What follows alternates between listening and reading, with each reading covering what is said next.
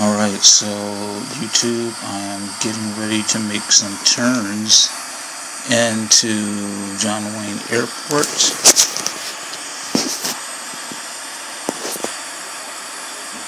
I have a 737 Southwest Airlines.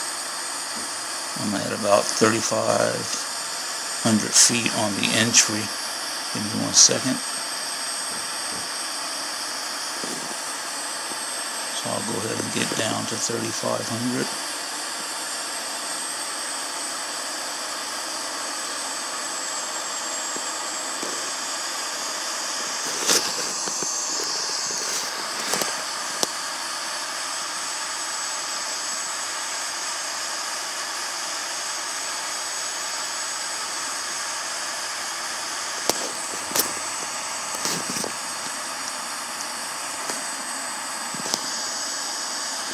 And once we get to the waypoint that concerns our approach into John Wayne, I will inform you of that.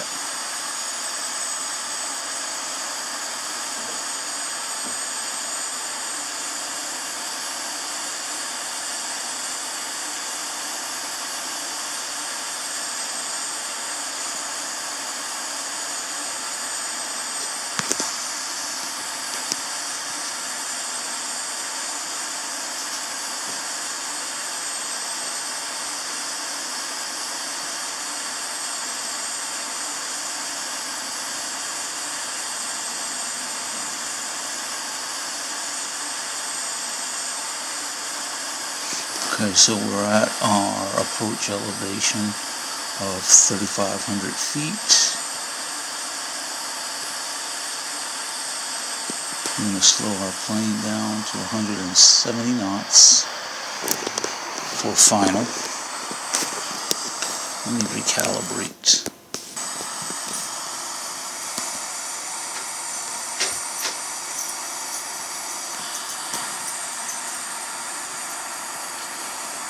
So you'll be able to look in the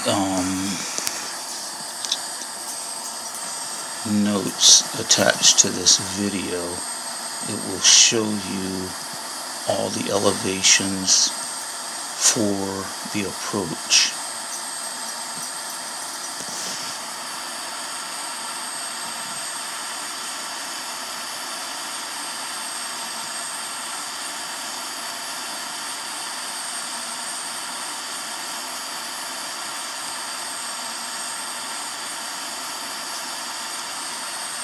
Okay, so now we're coming up on the first waypoint. It's Sager. Right there. We're about 3 nautical miles out. Add a little trim to get our nose up. There you go.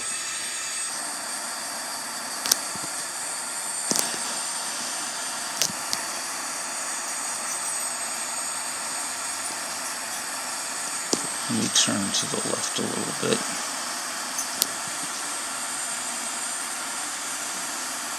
Just to get online. You see we're offline a little bit.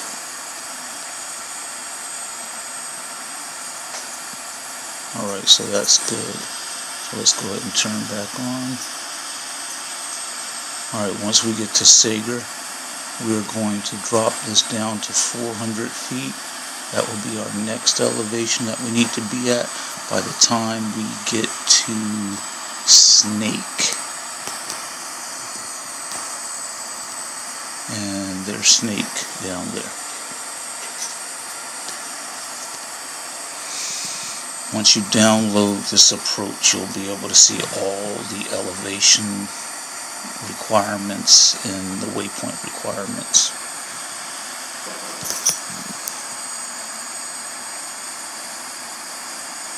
I'll probably just go ahead and do an autopilot landing for you today so you can see what that's like as well. The thing you want to be concerned with on the autopilot landing is making sure you control the speed so that as the plane touches down, it will go ahead and flare on its own. As much as need be anyway. So we're coming up on snake.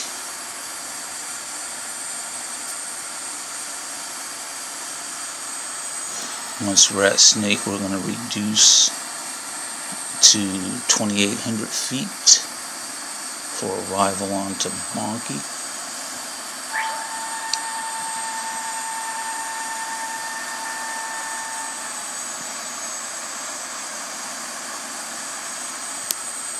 And let's go ahead and do that now.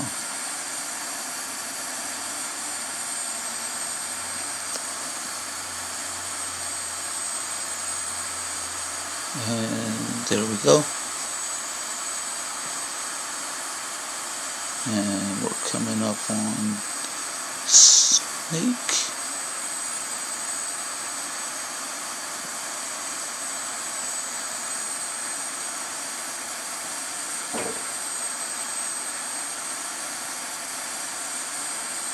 $2,800 feet for BONKE.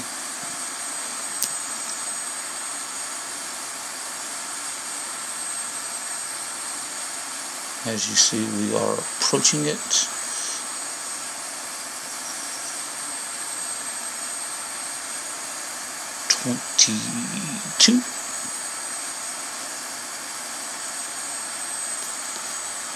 That'll be for lemon.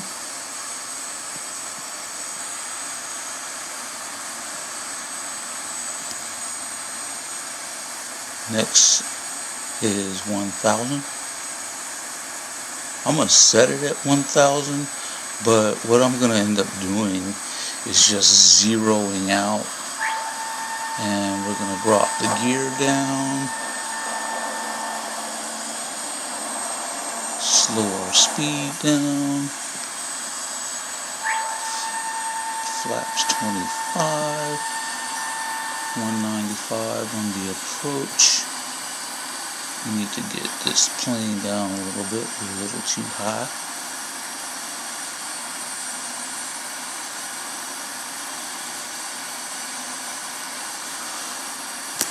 Let's see, so we should have just passed lemon because we just came through 2,200 feet. So as you saw, we came through 2,200 feet and we're past lemon, so we're right on target. I'm going to zero this out. And I'm going to slow our speed down to 150, so I'm going to add some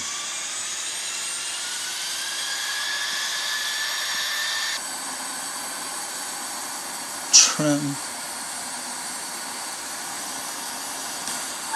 flaps, speed down to 135 for final, full flaps. Get lined up on the runway. The nose should be up. Very good. So this here should work good for touchdown speed. And we are on final.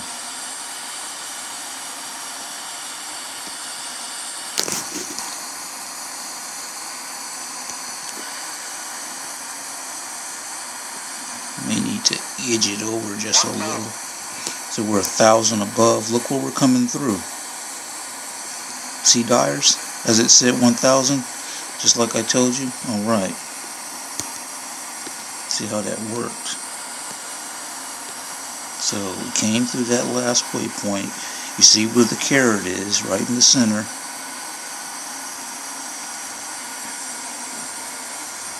I really hope this works, man. I don't want this plane to act up on me as soon as I get ready to set it down on the ground. For whatever reason, the closer you get to the ground on autopilot, the plane does this thing where it just doesn't want to touch the ground on this simulator sometimes. Other times it'll go ahead and it'll set down.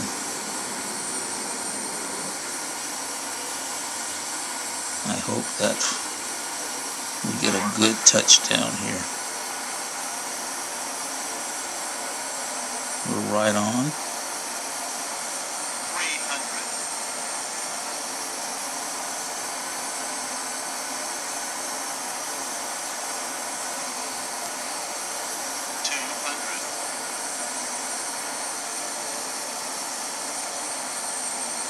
100, 50, 40.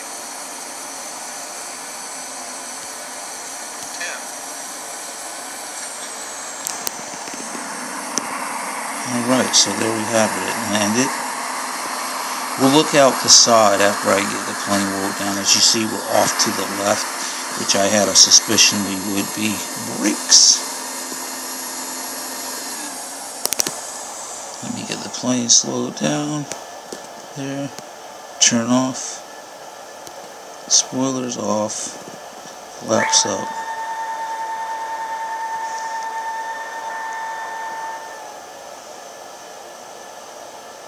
Alright, so there we at least landed on autopilot for you. Let me go ahead and brake there. Spoilers are off. Trim back to 0. Get the speed down. And the elevation to 0. Alright, so we're going to go ahead and back the plane up. Let me look around. That's 900 above. I'll bring it down to the last 500 feet, jump out to the side view, and we'll play from there. So this is the last 500 feet, so we can see how the plane did on our autopilot landing. And the thing is, with the autopilot landing, it's all relative, because you still got to control the autopilot settings to get the plane to act the way you want it to act. And as you saw, with the consistent blow of the wind, you're consistently kind of being blown off course. So nose up, nose up, nose up, nose is up, nose is up, and bam, there we have it. So we had a slight flare, and we had a good touchdown. At least we didn't get a nose strike. So let's go ahead. So you see that flare there? So let's see where we touch down. Alright, right on target. So even though we're way off to the right, if that had been an emergency situation and I was a nobody just doing what the air traffic controller told me to do, we're on the ground. You're eating your peanuts and you're happy. Alright, so let me go ahead and zip that over to live view, and we're gonna taxi.